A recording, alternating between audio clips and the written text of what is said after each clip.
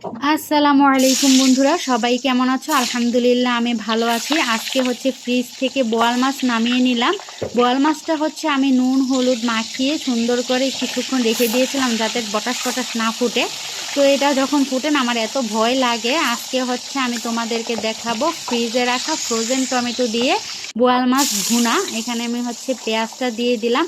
অনেকেই না বলে ফ্রোজেন টমেটো নাকি ভালো লাগে না। ভালো লাগবে না কেন? তুমি মানে অফ সিজনে যে টমেটোটা আনবা সেটা থেকেও মানে বেশি মজা লাগে এই ফ্রোজেন টমেটোটা। এখানে হচ্ছে আমি পেঁয়াজটা একটু নেড়ে চেড়ে একটু নরম করে নিয়েছি। এই পর্যায়ে আমি মশলাগুলো দেই যাতে আমার তরকারির কালারটা সুন্দর থাকে।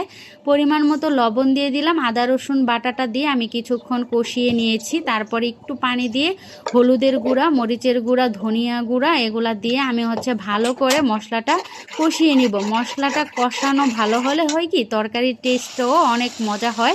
এখানে হচ্ছে ফ্রিজে রাখা যেই টমেটোটা সেই টমেটোটা আমি দিয়ে দিলাম। এটা টমেটোটা একটু সস সস টাইপের, তো এই জন্য আরও বেশি মজা লাগে। তো এই জন্য আমি হচ্ছে পিস পিস করে রেখে দিই যাতে বা পরবর্তী সময়ে নামাতে সমস্যা না হয়। আমি টমেটোটা ভালো করে কষিয়ে তারপরে হচ্ছে বোয়াল মাছটা দিয়ে দিলাম। তো এই যে বোয়াল মাছটা দেওয়ার পরে আমি একটু নেড়ে চেড়ে তারপরে হচ্ছে পানি দিয়ে দিব। পানিটা দিয়ে আমি কিছুক্ষণ রান্না করে নিব। দেখো তরকারির কালারটা একটা অন্যরকম অসাধারণ কালার আসছে।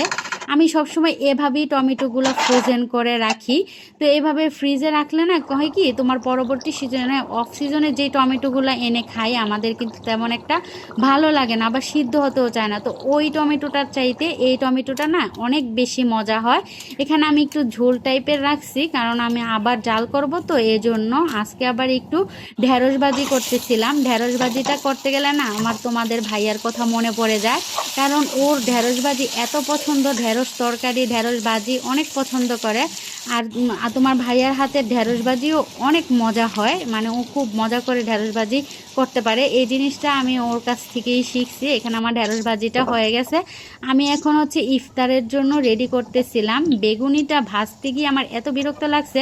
সবার অ্যালার্জির সমস্যা, এজন্য বেশি একটা বেগুনি খাই না, অথচ বেগুনি না এত মজা লাগে। বাসায় যখন বেগুনি করি বাচ্চারা এত পছন্দ করে, কিন্তু দেখো না মানে খাওয়ার পরে এরকম অবস্থা হয়, মানে চেহারাতে ব্রণ ট্রণ দিয়ে একদম ভরে যায়। এখানে দেখো বেগুনিগুলো আমি রেডি করে নিয়েছি।